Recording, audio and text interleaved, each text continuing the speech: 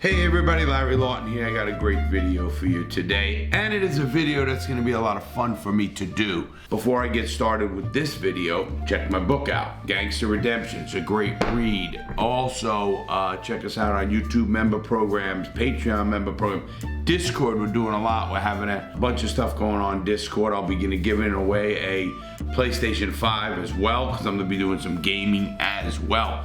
And we're gonna sign that, and we're gonna do a whole bunch of stuff with a PlayStation 5. Now, I'm gonna be reviewing clips and scenes from Catch Me If You Can. If you guys know anything about the movie, I'm gonna give you it. You know, first of all, the true story is about a guy named Frank Abagnale, who became one of the biggest con artists and check writers and frauders in the history of the country. And I think he wrote like $2.5 million. And this is in 1971.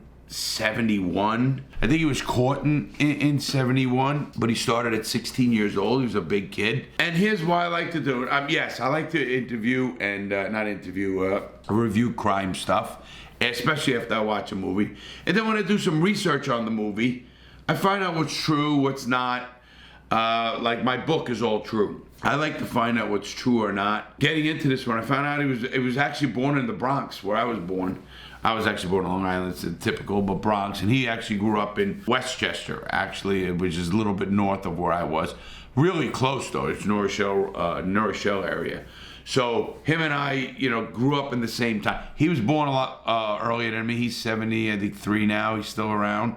He's born in 1948. His name is Frank Abagnale, and he was played by Leonardo DiCaprio. Tom Hanks played the guy, and he played a guy named Ratty, or Han Ratty, in the movie. He didn't catch him. There was a guy named Joseph Shea, who was the actual agent, who really became good friends with Frank Abagnale, the real Frank, and all the way through their lives. And I was an FBI agent, a criminal, and he ended up, Frank Abagnale, to this day, has a great security and an identity theft company, and he speaks all over the world. But some of the stuff he did and some of the clips in the movie were great. Anyway, Leonardo DiCaprio plays him. So Tom Hanks plays the cop. This is a story of a guy's life who, went around life. At 16 years old, this dude left home, went to New York City. How do you survive in New York City?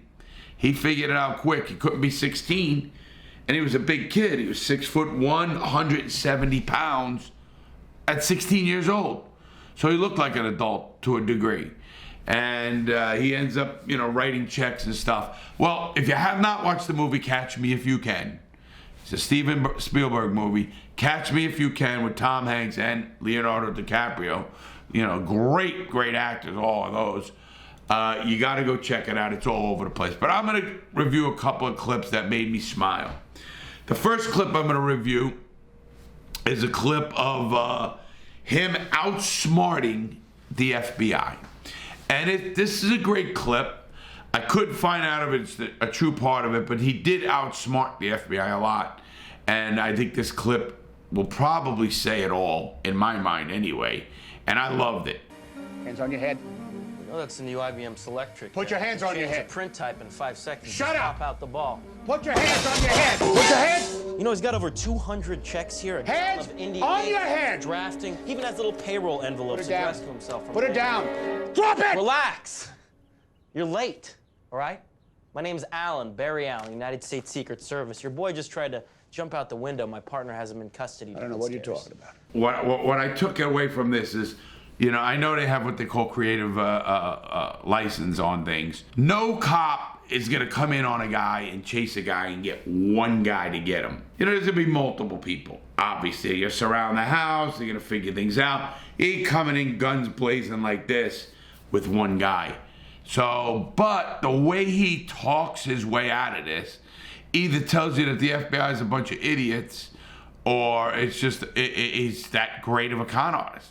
Hey, look, just do me a favor. Take a look outside. Look out the window. My partner's walking him to the car as we speak. Look. Old guy almost pissed in his pants when I came through the door. He jumped right through the window onto the hood of my car. Hey, Murph, Yeah, call the LAPD again. I don't want people walking through my crime scene. I didn't get that part of it and watching the movie. Like, did he plan that? Did he have a guy go down there? He got that, I guess, blind guy to do what he did.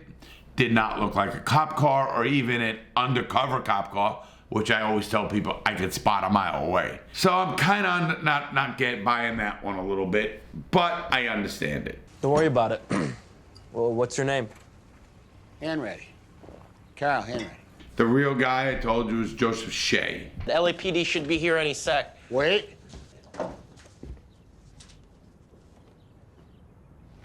Your wallet. You hang on to it for a minute. I trust you. You know, anybody says that and he knows it's phony, they're gonna take the wallet back. Not only that, somebody's gotta look through something.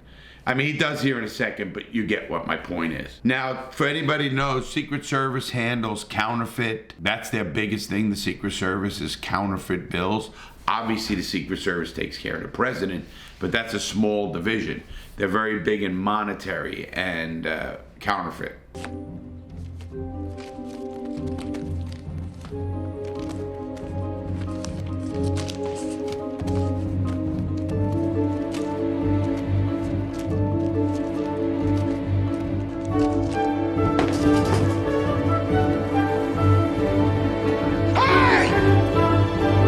That had me cracking up. Come on, guys.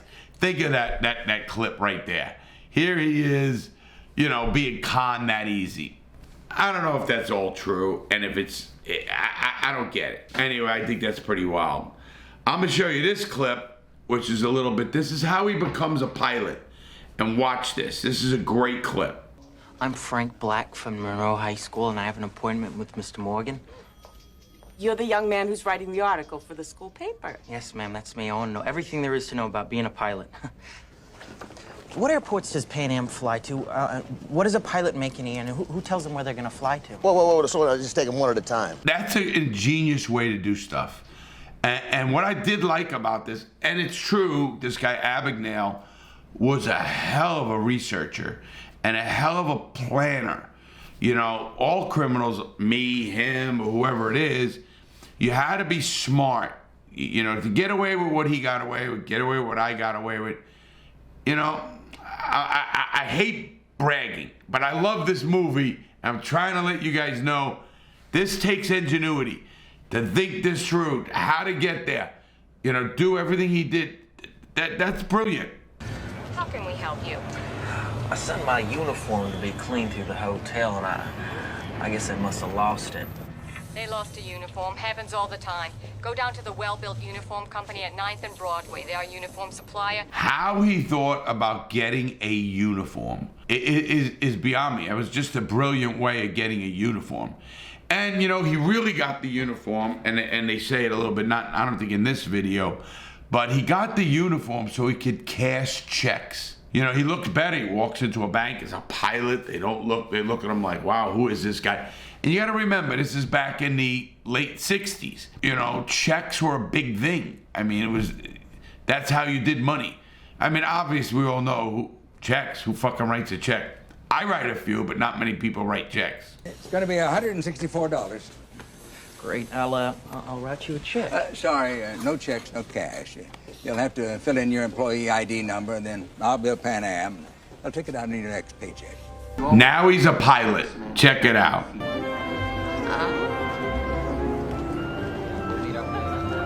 Now you see the women look at him. The women love men in uniform. But you know, the balls on this kid. Now you gotta remember, at this time he's probably 17 years old. What balls on this kid? I mean, barely shaving. I mean, he looked big and all that, but this kid's a kid. And I think he said it in an interview I watched. Because he was so young, he had no restrictions. He had balls, big balls, to do what he did. If you get older and you start thinking of those consequences, you won't do it. I was a little different as an older man. I was a criminal. He was an opportunist criminal, I call it. I think Abagnale was a genius, but he was an opportunist. He saw things in a big way, which I think is impressive. Have you stayed with us before? No, I've been primarily based on the West Coast. Is it all right if I write you a check for the room? No problem, sir. Great. Now, look at the balls on this kid, the quickness, quick thinking on his feet. You know, and I'm impressed. What can I say? I'm impressed with the guy. The most trusted name in the skies. They have accepted me into their training program and told me that if I work hard, I should earn my wings real soon. Please get in touch with Joanna Carlton from the 10th grade. Tell her I'm sorry that I could not take her to the junior prom. Love, your son, Frank. Another genius move right here, taking the emblem off the plane. And I read where this is actually what he did. This is actually how he did it.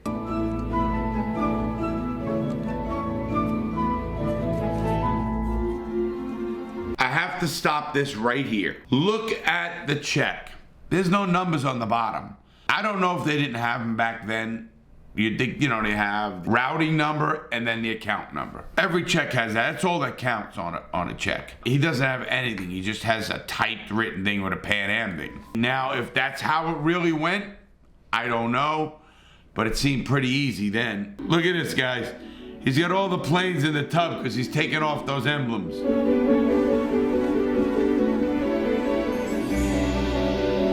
I love that part. And I'll tell you what I love about it. He saw it worked, and what does he do? He doesn't go spend $300 and just get drunk or whatever it is. Look what he does. He works. You gotta work at it all, man. Listen, I love when people think, oh, Larry, you just were rich because you stole money and it wasn't hard, or you didn't. Even that was hard. It's planning, it's execution, it's in my sense, it was casing. In his, this is like him casing. So it is like that. So don't think for a second it's not like that. And I give him a lot of credit for that. This next scene I thought was great. Now, you guys are gonna laugh at this next scene, how he actually gave a check and got money back from a call girl. This guy actually has sex with a girl and gets paid from the girl. To me, that's amazing. Make me an offer. 300? Go fish. $500? Go fish. 600. She thinks she's conning him. Think of that. Of course, a call girl. Man, you know, I'm gonna have to be a bad guy here for a little bit. Back in my day, I had a few women of the night. And, you know, you used to hide your wallet. Used to make sure things weren't exposed because obviously, you know what they are. They're street people, even high-class ones. It's a New York savings and loan check. It's like gold. They'll cash it. Don't you think they might get a little suspicious? Let me see that. It's a cashier's check. Endorse it over to me. No, I couldn't do that. See, this check is for $1,400. We agreed upon $1,000. Why don't I give you back $400 and you give me that check? Think of that con, everybody. Think of that con. He gives her a phony $1,400 check, $400 over, and gets it back $400. You know, this. Whenever I kept seeing this, this reminded me of all these scams that go around now, and people get beat. People literally get beat from the, you know, they call them the guy calls you up from the IRS, or a guy, and a guy's, you know, saying that you owe money. And if you go down to the Walmart and get gift cards or some bullshit and send them to me and send me the numbers, you know, we'll consider your debt paid. People actually fall for that shit. Look at this one. This was a smooth con. Obviously, he made $400 to get laid. Not too shabby if you really think about that. So that was a great, great scene in the movie. Now we got another one. This next scene is pretty good. And it's a scene he becomes a teacher. You selling encyclopedias? Yeah, it looks like a substitute teacher. He cons himself or cons to become a teacher. He did great forgery work, whether it's IDs for a pilot, a teacher. What he did was amazing with that part of it. They sent for me. They said they needed a sub for Roberta. I came all the way from Dixon. Well, I always sub for Roberta. Excuse me, why aren't you reading? Jewel's on. I'll never come back to Bellamy Jefferson again. You tell them not to call me. What do they think? It's easy for a woman my age and all the money that it costs to travel? I tell you, they don't give a damn. You know, that's funny. I mean, I remember school, so I remember everybody out there remembers substitute teachers. Who gives a shit? I used to call them babysitters. We didn't even go. I didn't go to regular school. I'm gonna really go. Yeah, I mean, I was always cut in school. But that's a funny, really scene about what he does there. Now, another scene I want to show you, which is pretty good too. This scene here is when he gets out of jail and he ends up working with the FBI. And it's a pretty cool scene. I never seen anything like it, but this is a true part of the movie. This did happen. What's in the briefcase? I'm on my way to the airport. It's a paper hanger who's working his way through Minnesota. Did you catch that? There's a paper hanger. That's what they used to call forgers. Paper hangers. See, he's just using a stencil machine and an Underwood. To teller at the bank. Say again? It's definitely a teller, Carl. I mean, banks, they always use hand stamps for the dates, see? They get used over and over again, so you always get worn out. And the numbers are always cracking. The 6s and the 9s. See, they go first. He's realizing how smart this guy is. You know, think about that. This guy is really good. I'd like you to take a look at something for me. To me, this looked like a test. I don't know if it's true. Tell me what you think. This check was hand cut, not fed. Paper's double bonded, much too heavy to be a bank check. Magnetic ink, it's raised against my fingers instead of flat. Would you be interested in working with the FBI's Financial Crimes Unit? I already got a job here, you know, I deliver the mail. Frank, we have the power to take you out of prison. Can you imagine that? We have the power to take you out of prison. Man, is that a powerful fucking statement. You'd be placed in the custody of the FBI where you'd serve out the remainder of your sentence as an employee of the federal government. Under whose custody? The first question he should have asked was, how much? Yeah, you're getting out. How much? You need my... He's got to know they need their help. But anyway, as you can see, it's not a drama movie. It's not running into walls. It's a thinking man's movie. It made me really feel good this week to watch that movie because I had a rough week with some of those whole videos and stuff. But I love doing this kind of stuff. I love watching movies like this. He ends up getting caught, he works for them, and he still works for them to this day. In fact, he owns a very big security company, again, on cybercrime and stuff like that. And he estimates he could have robbed he robbed $2.5 million back in the day. He estimates if he had a computer today, he could rob 20 to 50 million. I believe him. Smart guy. Obviously, he's on the good side of the law now. I get it. Good for him. Changed his whole life. And like he said in a couple of speeches I listened to, you gotta wanna change. Well, he did, and good for him. You know, this was a really good movie. I really encourage you to go watch it. Catch Me if you can. If you haven't seen it, Leonardo DiCaprio, Tom Hanks, two of the greatest actors of all time. I think they're two great actors. One of the greatest directors ever, Steven Spielberg. Please make good choices out there, everybody. I hope you enjoy this kind of stuff. A light, good, fun video. Have a great day, everybody. Stay strong. Please make good choices. Don't end up in prison. And help somebody if you can. Have a great day, everybody. See you soon.